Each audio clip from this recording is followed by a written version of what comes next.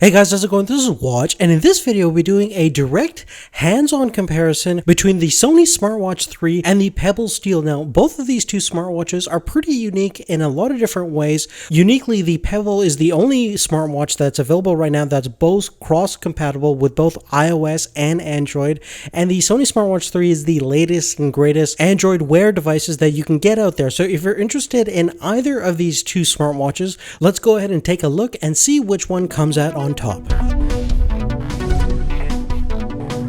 Now, looking at them side by side, you can see that both smartwatches are fairly compact. Both have a rectangular form factor, but in terms of footprint, the Pebble Steel is certainly a little bit smaller than the Sony Smartwatch 4. But if you examine a little bit closely, you'll actually notice that the Smartwatch 3 is slightly thinner and a little bit lighter than the Pebble Steel, mainly due to its kind of overall build quality, which is a mixture between plastic and metal, versus the Pebble. It has a full aluminum body. Now, interestingly, both devices are water resistant. The Sony Smartwatch 3 is IP58 certified, and the Pebble Steel is certified to be submerged underwater up to 50 meters. Now, at this point, we can definitely agree that both devices are kind of up there in terms of build quality and overall durability. They're definitely on par with each other. One thing is certain is the design is quite different from these two smartwatches. You can see that the Pebble Steel is really being inspired by the old traditional kind of Casio watch that you would find throughout the decades, and it definitely looks classy. I have no issues with the overall design, but some people might want a little bit more of a modern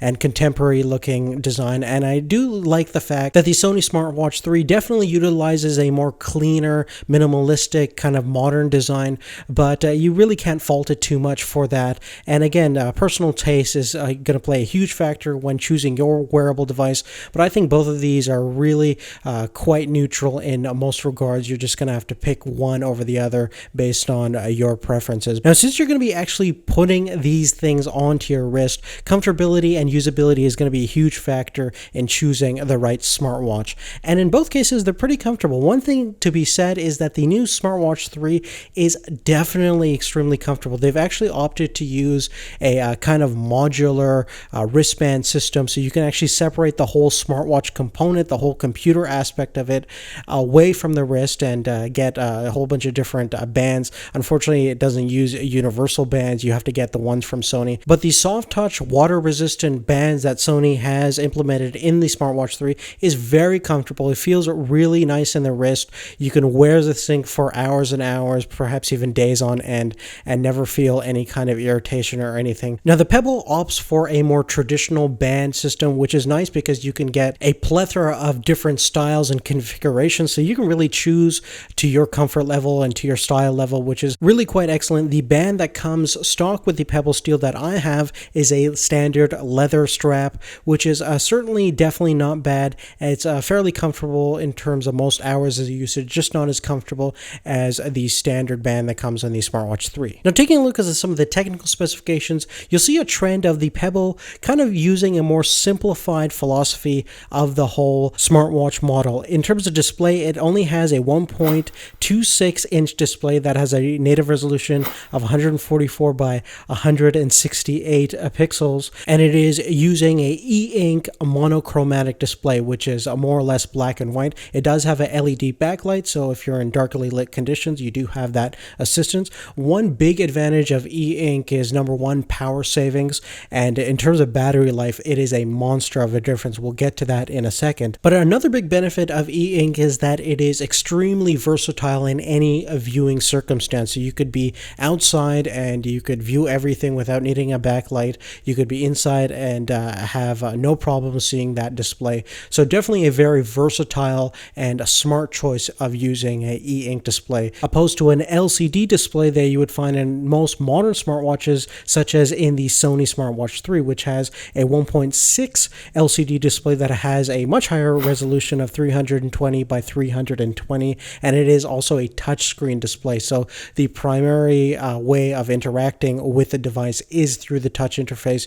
You do have a kind of wake up and power button on the side as well. But the way you navigate on the Pebble is that it has basically 3 navigation buttons, up, down, enter, as well as a power standby button on the other side. And it is an excellent navigation system, had no issues whatsoever. And I do love using physical buttons sometimes because touch screens could definitely get a little bit finicky.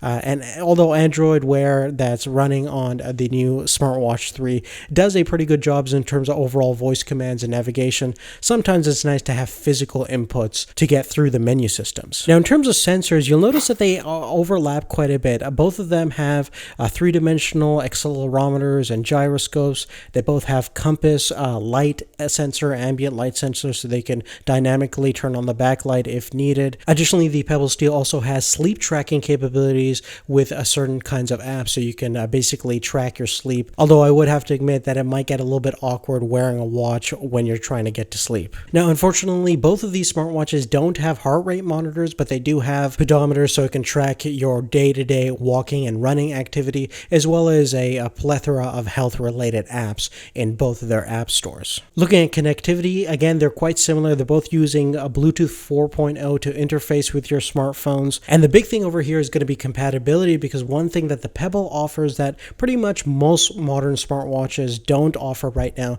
is the option for both iOS and Android support. And right now that's kind of a big thing because no other mainstream smartwatch offers that dual compatibility with iOS and Android. So if you're making the move from Android to iOS or vice versa, the Pebble is really a great option in either circumstance. Now, when we take a look at under the hoods of these two smartwatches, we notice a huge difference in terms of CPU power. The Pebble Steel is using an ARM STM32F2 chip from Texas Instruments, which is a single-core CPU that has about 128 kilobytes of RAM. That is a huge difference compared to the ARM A7 1.2 gigahertz quad-core chip that's in the Smartwatch 3 that has 512 megabytes of RAM. Now, that's a gargantuan difference between the internal architecture. Now, one thing you have to understand is that the Pebble runs a custom OS, so that a chip is specifically designed to run perfectly with that OS, and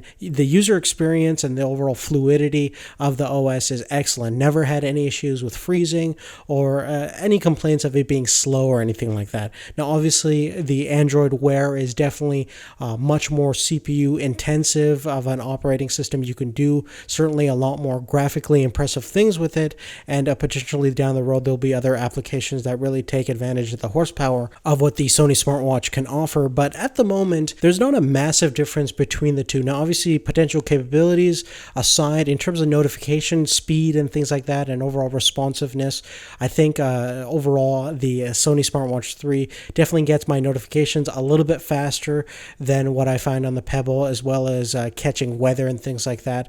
And definitely overall kind of fluidity of that OS is faster on the Sony Smartwatch 3 compared to the Pebble, but the Pebble definitely gets the job done with no major lag times or hangups. Now, last and probably one of the most important things about buying a smartwatch definitely has to be battery performance. And as we mentioned before, this is really where the Pebble shines. With normal usage, you can get about a week's worth of battery life on the Pebble Steel versus the Sony Smartwatch 3, based on its very powerful CPU and a little bit more resource intensive OS, and obviously that color screen that's very vibrant and bright.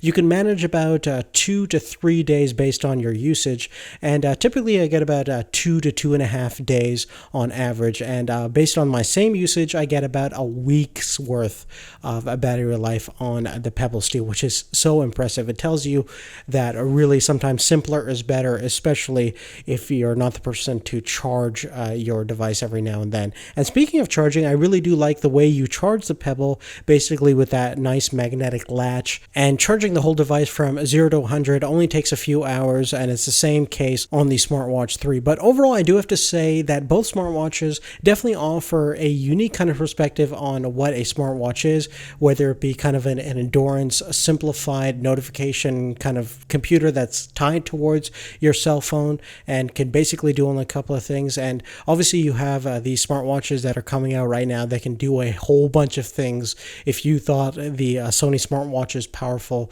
look at what the Galaxy Gear S can do and things like that, which we will have comparisons on on our channel. And if you're interested in more videos like this, please check back to our channel where you'll find more cool smartwatch and wearable devices, as well as a whole bunch of other product comparisons, unboxings, and reviews. So definitely subscribe if you haven't already.